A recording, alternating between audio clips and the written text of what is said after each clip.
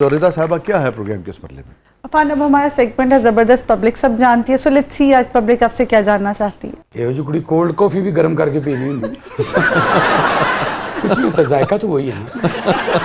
ऐसे बात तो सही है, जायका तो वही है। जी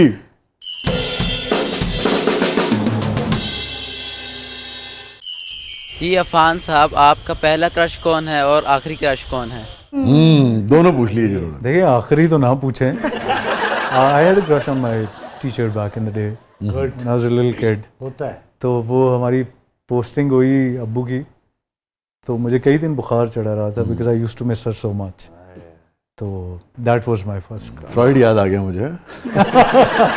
कॉम्प्लेक्स है ईडिपस एंड इलेक्ट्रा ना, इलेक्ट्रा कॉम्प्लेक्स एंड ईडिपस। या तो कभी उनसे मुलाकात हुई जिंदगी में किसी? नहीं, उसके बाद देखें उस जमाने में तो नहीं होता ना, कभी किसी मोड़ पे मिल जाते हैं लोग। नहीं, सरगोदा पोस्टिंग, कभी इस्लामाबाद पोस्टिंग। ये सरगोदा का वाकया है? ये सरगोदा का।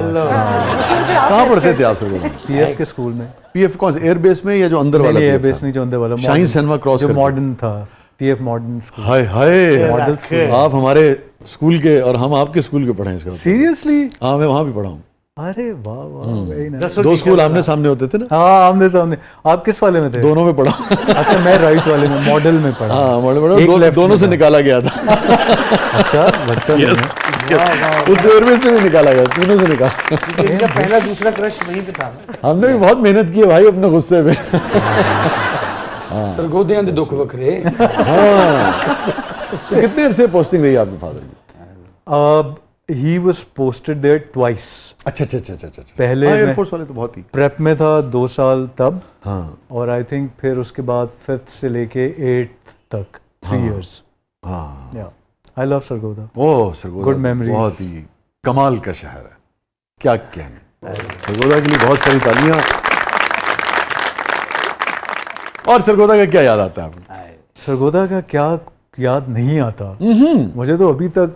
अक्सर आप you'd be very surprise and I mean it, बिल्कुल एग्जैजरेट नहीं करा।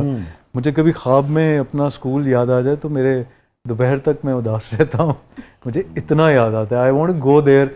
लेकिन मुझे किसी ने कहा था कि आप मत जाना वहाँ पर, क्योंकि सब कुछ बदल चुका होता है, तो फिर आप ज्यादा तकलीफ में वापस आते हैं। उसकी वजह बेसिकली वो दोनों स्कूल से आमने सामने और पीछे सारा जंगल था। कोई इमारत नहीं थी ना, बहुत ही बड़ी लैंड थी। और तो अब जब आप जाएंगे तो उसमें इतनी ज्यादा कंस्ट्रक्शन हो चुकी है कि वो आपको तकलीफ होगी ये बात। और आप ये देखें कि स्कूल तो हमने देखे हैं, आप तो घरों के अंदर स्कूल है, बड़े ग्राउंड थे, इन दोनों ग्राउंड में आप बेल हो जाती थी, क्लास तक वापस टाइम पे नहीं पहुंच सकते थे आप। इतने ह्यूज स्कूल, इतने ह्यूज। लिए जनाब, सरगोदा की कॉमन यादों के साथ आगे बढ़ते हैं। अफान, आप मुझे बहुत अच्छे लगते हैं। आपका शादी के बारे में क्या प्लान है? क्या आप मुझसे शादी करेंगे? चलिए जनाब, तो डायरेक्ट ही हो गया। डायरेक्ट हो गया काम। नहीं। जी हाँ, शॉर्ट एंड स्वीट आंसर। कैसा लाइफ पार्टनर आप समझते हैं जिंदगी में होना चाहिए? Someone who's kind and someone who can carry a good conversation. वाह, Yeah. क्या कहना। अच्छा, शुरू में सब काइंड होते हैं, ये मसला है ना। मसला तो बाद में। नहीं, कोर्टशिप में काइंडनेस के सारे राज खुल के सामने आ जाते हैं। अब रिलेशनशिप्स में वो पेशेंस नहीं रही। पहले 2 हफ्ते में ही पता चल जाता है, क्योंकि थैंक्स टू टेक्नोलॉजी अगेन। पहले ये नहीं होता था, मैसेज किया अभी तक जवाब नहीं आया, पहले तो आप मिलने जाते या ख़तों किताबत करते थे। अब टेक्नोलॉजी ने वो भरम भी आपके ख़त्म कर दिए हैं। 2 दिन में पता चल जाता है कि ये आगे तक चलेगा रिश्ता कि नहीं चलेगा। और ये बात बिल्कुल दुरुस्त की कि आपका जो भी आपका लाइफ पार्टनर होता है ना, उसके साथ आप बात कर सकें। मुझे याद है अफान, हमारे बहुत बड़े अदीब थे, ये जो है ना सबा हमीद, इनके वालिद हमीद अख्तर साहब, बहुत बड़े हमारे अदीब तस्वुर होते हैं। ये सारे दोस्त थे इकट्ठे, साहिर लुधियानवी और ये सब, बहुत अच्छा कॉलम लिखते थे वो, और बड़ी अच्छी अच्छी किताबें हैं हमीद अख्तर साहब की। तो मुझे याद है उनके जो आखिरी कॉलम्स थे, शायद बिल्कुल आखिरी कॉलम या आखिरी जो कॉलम्स है उनमें से एक पता क्या था? आओ बीवी बातें करें। क्या वेरी नाइस। दोनों की तवील उम्र थी, दोनों की, यानी कि इनकी जो वालिद और वालदा थे, तो बातें जो है बेसिकली वही रह जाती, वही लंबे अरसे तक साथ भी चलती। और मेरे ख्याल में कम्युनिकेशन गैप ही ताल्लुकात में दरारें भी दरारें भी डालते हैं। जब आप बात करते हैं तो वो बात गैप करते हैं तो वो या तो कम होता है, किसी नतीजे पे पहुंच ही जाते हैं। हाँ, पहुंच ही जाते हैं, चाहे वो छोड़ने का ही क्यों ना हो, बट बहुत से क्लैशेस बढ़ जाते हैं।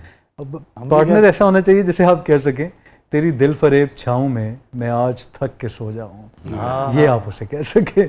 अभी आपने कहा ना कि मैं मेहरबानियों की छाँव में हूँ, तो उससे मेरे जहन में आया। वाह वाह, मुझे आगे बढ़ना है, ब्रेक पे जाना है, मगर आपका ज़ौक बहुत अच्छा है, कुछ सुनाइए ना हमें यार शेर में, फिर उसी पे ब्रेक पे जाते हैं।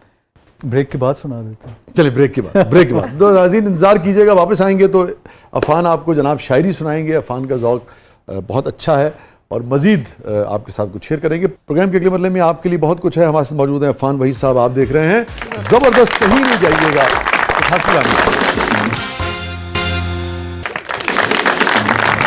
वेलकम बैक नाज़रीन, ज़बरदस्त में एक बार फिर खुशामदीद। और अफ़ान हमारा सेगमेंट है, इसका नाम है कथारसिस।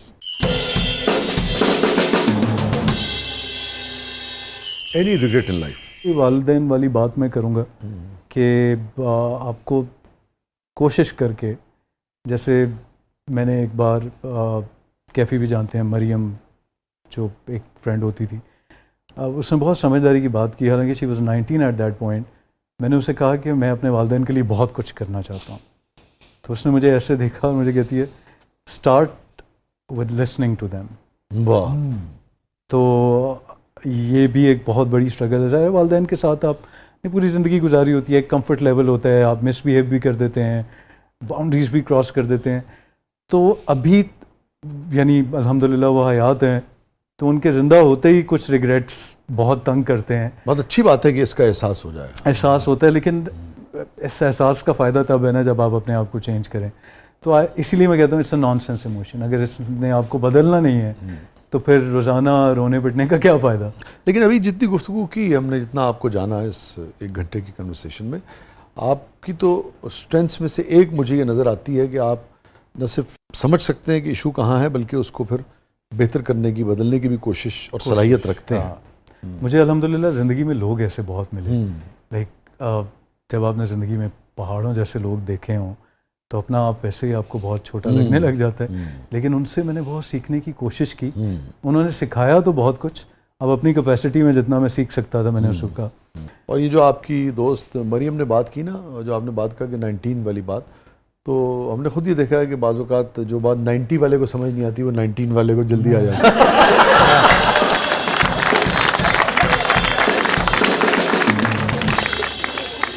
टोटली उसने जो इतनी बड़ी बात की, तो उस बात को मैं क्या समझता, पहले तो मैं हैरत से देख रहा था, बड़ी अहम बात कि मैं उससे इतना बड़ा हूँ और ये बात अभी तक मेरी समझ में नहीं आई। पता है, वो हमारे बुजुर्ग ना बातें करना चाहते हैं और वो सुनने के लिए वक्त नहीं होता है, तो ये बड़ा इम्पोर्टेंट है। मुझे याद आया आक़ाए दो जहाँ सरकार दो आलम सल्लल्लाहु अलैहि वसल्लम की एक हदीस है, बाकायदा इसको एड्रेस किया है डायरेक्ट आपने, और उसका मफहूम है कि आपने फरमाया कि अपने वक्त में से कुछ वक्त निकाल कर रोज़ाना अपनी वालदा के पास बैठा करो।